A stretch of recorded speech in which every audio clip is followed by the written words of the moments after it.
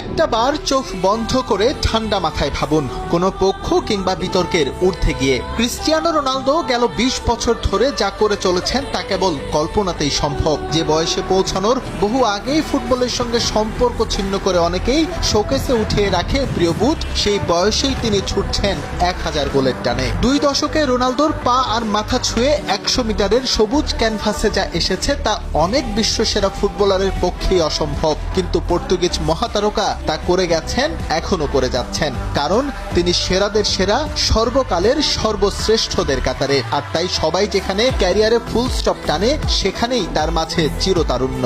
বড় হওয়ার দুর্নিবার বাসনা মানুষকে মহৎ করে তোলে। মাদেইরার গরিব পরিবারে বেড়ে ওঠা রোনালদো তাদেরই একজন। প্রভাব, প্রতিপত্তি, অর্থকড়ি আর গোল সবই লুণ্ঠিত তার পায়ে। এই বয়সেও তার হাতে প্রেস্টিজিয়াস প্লাটিনাম কুইন্স ট্রফি তুলে দিতে পেরে সম্মানিত বোধ করেন আয়োজকরা। পর্তুগালকে লম্বা সময় প্রতিনিধিত্ব করায় এই সম্মানের যোগ্য দাবিদার তার চেয়ে আর কে আছেন? রোনালদো ছুটছেন আপন গতিতে। ৯০০